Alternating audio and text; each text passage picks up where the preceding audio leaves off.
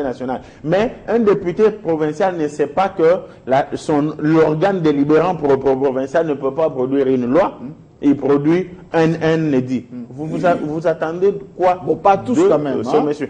Je parle de la globalité, surtout dans des provinces où pour être élu député provincial, il s'est agi juste de s'être évertué à produire beaucoup de gîtes de poissons. Oui.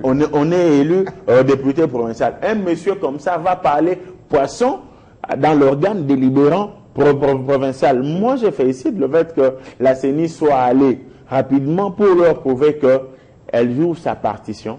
Le Parlement a joué la sienne en produisant la loi. Oui. Le gouvernement, Matata Ponyo, est prêt à financer, ne fût-ce que palier par palier. Oui. Les élections provinciales, allons-y. Mais je ne peux pas finir cette première partie de l'émission sans remettre les pendules à l'heure par rapport au fait que si vous nous invitez ici, vous ne nous invitez pas en tant qu'homme, vous nous invitez en tant que cerveau. Donc, nos consoeurs, mais ça, c'est qui ne viennent pas. Daniel Safo l'a fait. Même Barbara Zimbi qui a été invitée ici la dernière fois ou pendant le mois de la femme, je ne crois pas qu'elle a été invitée comme femme. Oui. Le Club 50 a eu besoin de son cerveau. Il y a nos collègues femmes qui réclament venir, mais je suis convaincu quand on les invite, elles ne viennent pas. Ne pensez pas qu'il n'y a pas de cerveau chez nos confrères. Il y en a, voilà pourquoi. Mesdames. Et là, donc, si nous sommes ici, c'est parce que nous ne sommes pas hommes en H minuscule, mais nous sommes hommes en H majuscule, comme toutes les autres femmes. Pour qui la porte est ouverte. Donc ce distinguo-là entre hommes et femmes, là où on doit parler science et nation, je n'y souscris pas. Comparons-nous, millimétrons-nous à la compétence. Vous serez confondus lorsque nos concerts seront ici. Ça, je vous préviens. Daniel Safou. Oui, je vous tenais à la parole, il n'y a pas de problème.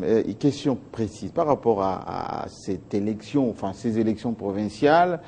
Bon, je sais que vous auriez voulu qu'on renouvelle quasiment toute la classe politique. Tout à fait. Mais apparemment, tout le monde maintenant qui n'a pas produit des résultats, c'est le moins qu'on puisse dire. Au niveau des provinces, les sénateurs, ils pensaient que tout devait commencer par la présidentielle. Ils sont un peu surpris là.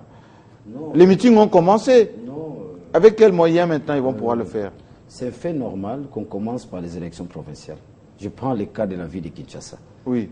Ils se sont mis d'accord, construisons des maisons, faisons n'importe quoi. Et les gouverneurs et l'Assemblée provinciale, ils se sont mis d'accord. Personne ne dénonce l'autre. Donc je peux piller, on se met d'accord, nous partageons les bitins. C'est ça. Regardez à Lingwala ici, combien ils vous construisent des maisons. Personne ne dénonce. Tingui de son côté construit, l'autre construit. Pas d'attaque personnelle. Non, on apprécie des choses les gouvernements provinciaux à travers la République. J'ai dit des choses parmi les provinces où il y a des crimes, c'est pas contre l'humanité ou des crimes contre la gestion.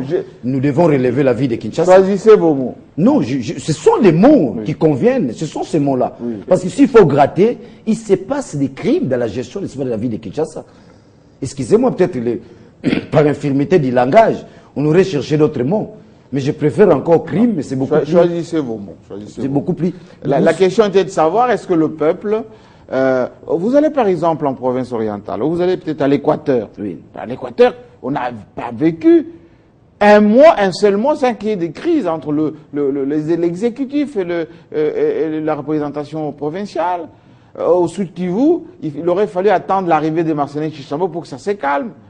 Oui, Kasaï oriental, occidental surtout, on a vu, c'est un balai de gouverneurs qui s'est passé là-bas. Oui, dans le Bandundu, Kamisendou est venu, mais finalement, à Kinshasa, il y a la stabilité depuis le début, il n'y a jamais eu de gouverneur qui est parti. Une stabilité liée à la corruption.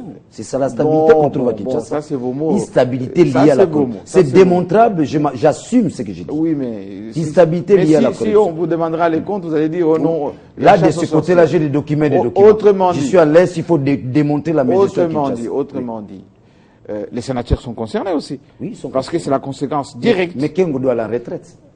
C'est l'occasion par J'ai excellence. dit pas d'invectives personnelles. Mais c'est ça, j'ai dit. Il doit à la retraite. Mais pourquoi la politique, il n'y a pas de retraite? Non. S'il n'a jamais de retraite en politique, parce qu'en fait, M. Jean-Marie, les élections, c'est la fête de la démocratie. La fête. C'est la fête de la démocratie. Lorsque les élections ne sont pas bien organisées, il ne faut pas s'attendre à cette fête-là de la démocratie. C'est ça d'ailleurs la beauté de la démocratie. C'est que nous attendons, il faut qu'il y ait des gens qui doivent à la retraite. On ne doit pas avoir des éternels politiciens, non. Mais si vous allez aux États-Unis, la famille Bush, ils sont là depuis. Hillary Clinton, elle a plus de 70 ans, elle va aller... Ne comparons pas les degrés. Vous savez, Lutundo l'a dit une chose de grand ici, cet après-midi. Il a dit, nous sommes partis des transitions en transition constitutionnelle. Oui. Mais nous n'avons jamais réalisé, n'est-ce pas, notre passage mental. On est restés les mêmes. Il y a eu des transitions constitutionnelles qu'on a connues, mais si le plan mental, n'est-ce pas, dans l'espace politique, mais Kengo n'a rien à voir dans ce que vous dites les là. mêmes. Kengo n'a rien à voir. C'est lui d'ailleurs le maître du jeu, dans les coups bas, dans les petites choses, dans les sales choses. C'est lui d'ailleurs le maître du jeu. Je l'ai dit tantôt ici, si vous voulez détruire le Congo, allez-y chercher l'expertise chez lui. Il en a l'expertise pour faire du mal à ces pays. Non. Mais je vous dis, c'est quoi? Mais moi je Procureur pense, général, Premier ministre, président, sage. Moi je crois que dans tout cela, parce qu'il y a Harold qui a parlé qui a fait allusion, le gouvernement va financer. Oui. Il y a un danger qui nous guette. Lequel? Les dangers qui nous guettent, évidemment, les dangers, c'est les glissements, qu'on se les dise.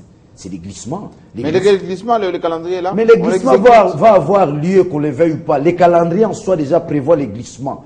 Je prends les cas de la loi, n'est-ce pas? Mais si on a déjà renouvelé, déjà on a les provinciales, on a déjà les députés, les sénateurs. Mais c'est Jean-Marie, il y a des choses sérieuses qu'on doit les dire, les gens nous suivent. Oui, lesquelles? Vous avez, n'est-ce pas, la loi sur la répartition des sièges. Ça traîne encore depuis le 5 avril. Quand vous prenez, n'est-ce pas, les programmes de la CENI, il était prévu que la loi sur la répartition des sièges se réalise le 5 avril. Aujourd'hui, nous sommes le 4e. Il y a contradiction de la faisabilité des choses. Donc, nous allons droit, n'est-ce pas, aux dégâts. Nous risquerons de tomber sur des chaos. Il y a encore un autre aspect, parlons des élections provinciales. Cette histoire d'installation, n'est-ce pas, des commissions. Non, des nouvelles provinces. Oui. Ça a une incidence, n'est-ce pas, si les délais constitutionnels. Ça a une incidence parce que ça ne favorise pas les élections en tant que telles. Vous comprenez? Nous ne devons pas aller aux élections pour enfin créer les problèmes. Mais nous devons aller aux élections pour qu'il y ait fête. Vous comprenez? Je fais allusion, je dis, personne ne va me contredire. La CENI, dans son programme, prévoit la loi sur la répartition des sièges. Cette loi n'y est pas. La CENI est en train de tabler, notamment sur deux choses. Il est en train de tabler sur la loi de 2011. Ce qui est grave, une ancienne loi. Vous comprenez? La CENI est en train, n'est-ce pas, d'évoluer sur la base d'un fichier électoral, n'est-ce pas, de 2011. C'est dangereux. Alors nous préparons quoi? Nous préparons les désordres ou nous préparons réellement la fête de la démocratie en tant que telle? Kamer avait dit, on a déjà la loi qui est pas mal, on peut s'en inspirer pour ne pas faire une nouvelle loi. C'est pour ça qu'il y a eu les manifestations du 19 et le 20, au mois de janvier. Rappelez-vous? Non, les manifestations du 19 et le 20, là, les lions tranquilles a glissé par rapport à la loi électorale, l'article 8, l'alinéa 3. C'est par rapport à ça. Ceux qui ont profité, où le peuple a refusé cette loi qui conditionnait les élections. Oui, mais ils ont mal expliqué à la population. Il n'y avait pas de rapport. Ludor Balekela, c'est le nom. Merci. Je voudrais juste placer quelques mots et peut-être apporter un peu de détails techniques sur le processus électoral. Daniel, ça ne croit pas beaucoup. Hein? Oui, je ne crois pas. Je vais relever les points saillants. Je n'engage pas notamment la loi sur la répartition des sièges, le fichier électoral de 2011. Laissez-le compte. Je n'engage pas c'est inattaquable ce que j'ai proposé. Je n'engage pas la Commission électorale nationale indépendante, mais je fais partie des journalistes qui font le suivi de près du processus électoral. Je voudrais d'abord rassurer mon confrère bienvenu qui a émis une certaine crainte de voir les élections provinciales dissociées des élections locales. Non, je vous confirme que l'élection aura lieu le même jour, aussi bien pour les députés provinciaux que pour les conseillers des secteurs, des chefferies, ainsi de suite. Et seulement en ce qui concerne le dépôt des candidatures, on prévoit une vingtaine de jours pour les provinciales, tandis que pour les locales, parce qu'on aura beaucoup de circonscriptions dans les chefferies, dans les secteurs, on prévoit plus ou moins 60 jours, mais l'élection aura lieu le même jour, aussi bien pour les députés provinciaux que pour les conseillers conseillers municipaux, les conseillers des secteurs, ainsi de suite. Et on aura tout simplement 2 bulletins de vote, c'est-à-dire un bulletin pour les députés provinciaux, un bulletin pour le conseil communal ou des chefferies ou des secteurs selon les scrutins concernés. Alors, merci en ce qui pour concerne, merci bien. En ce qui concerne le découpage territorial, je me dois de rassurer le confrère que ça n'a aucune incidence sur l'organisation des élections. Oui. Ça, c'est un détail technique. Vous pouvez le vérifier, Donc ces craintes sont apaisées. Il peut s'apaiser. Le démembrement du Congo en 26 provinces a été déjà dans le plan opérationnel de la CENI anticipé. Et si aujourd'hui vous vous déployez à travers ce qui est en train de devenir les 26 provinces de la République, vous trouverez qu'il y a déjà des représentations de la CENI pour pouvoir réceptionner les candidatures et puis organiser les élections. Ça, c'est un pas vraiment qui a été déjà fait par la CENI. Il n'y a pas d'incidence quelconque du découpage territorial sur l'organisation des élections. En ce qui concerne le budget, parce que beaucoup en ont parlé, on a suivi même les députés nationaux qui sont censés... Le tourneur a fait une question là. Oui, une question orale que j'ai aimée parce que ça nous a permis quand même d'avoir des détails importants sur l'organisation des élections, mais aussi sur le découpage territorial. Même si ce n'est pas Beauchamp qui donne l'argent. Hein. Oui, tout à fait. Il aurait fallu poser la question au ministre des Finances. Mais et puis c'est l'Assemblée nationale.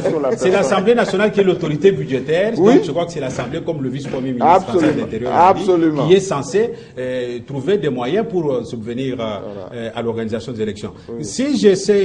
Quand j'essaie de faire un regard rétrospectif sur 2006, on voit par exemple qu'il a fallu démobiliser 590 millions de dollars pour organiser 2 scrutins seulement, législatifs et présidentiels. Oui. En 2011, on a mobilisé autour de 470 millions pour 2 scrutins uniquement, présidentiels et législatifs national. Oui. En 2016, la CENI a besoin de 1 milliard plus ou moins 400 et c'est un budget pluriannuel conçu avec la participation des experts de la MONUSCO et du PNUD, tout en sachant qu'il y aura la part du gouvernement de la République, mais aussi la part de la communauté internationale, même si la contribution de la communauté internationale n'est pas une exigence constitutionnelle. Nous pouvons dire, s'ils ne donnent pas jusqu'à présent, il n'y a aucun sou, d'après mes informations, puis il y a une ressource de la communauté internationale versée pour l'organisation des élections au Congo. Et même les 20 millions des États-Unis d'Amérique qui n'ont été annoncés que par voie des médias, allez regarder partout, il n'y a aucune trace du versement de cet argent-là. Nous aimerions que nos amis américains versent cet argent-là pour pouvoir justement aider le Congo à organiser les élections. Le taux de renouvellement... Donc il n'y a pas de crainte en ce qui concerne le budget. C'est d'abord un problème technique qui nécessite une certaine expertise. Ce n'est qu'un outil pour matérialiser la politique électorale de la République du Congo. Ce sont des prévisions. Donc de ce côté-là, il n'y a pas de problème. Alors, pour revenir sur ce que les amis ont déjà dit, avec beaucoup de pertinence, moi je crois que notre peuple doit ouvrir l'œil et le bon cette fois-ci. Pour se choisir des bons députés provinciaux parce qu'ils ont déçu. Le taux de renouvellement. Voilà, il faut renouveler la classe politique en commençant par les députés provinciaux. D'abord, pour la plupart, parce que vous savez, pour la ville de Kinshasa par exemple, nombreux ont été élus dans des communes, nombreux ont déménagé, ceux qui étaient à Kinshasa se retrouvent à ma campagne, les autres se retrouvent à la Gombe, ils ont abandonné les électeurs et donc ce sont des gens, je crois qu'il faut que la population soit très sévère vis-à-vis d'eux. Où est-ce qu'ils habitent? Où est-ce qu'ils habitent et qu'est-ce qu'ils ont réellement fait? Combien d'édits ils ont défendus pendant 8 ans dans leurs assemblées respectives. Ils ont fait par hasard, et vous allez continuer à parler, comme par hasard, rares sont ceux qui se sont distingués. On ne les a pas vus défendre avec des édits significatifs.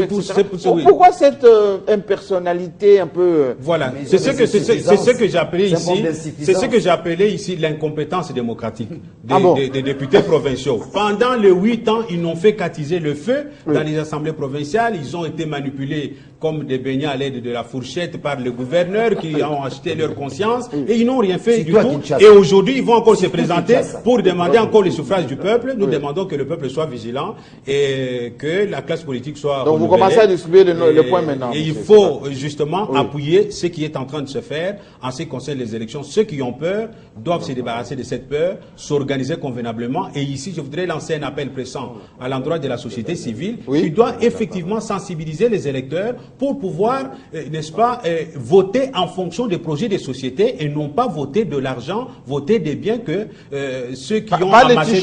Voilà, parce que nous craignons de revoir encore les gouverneurs qui ont dirigé pendant 8 ans à la tête des mêmes provinces parce qu'ils ont eu le temps d'amasser de l'argent pour aller encore corrompre les électeurs qui seront les députés provinciaux et se retrouver encore là-bas. Il faut renouveler le Sénat qui, quand bien même les sénateurs avaient déjà perçu leurs émoluments, continue de manière illégale à toucher l'argent du pays. Mais il paraît il faut vérifier cette information qu'on leur a acheté de nouvelles voitures. Voilà. Les sénateurs. Souvent c'est en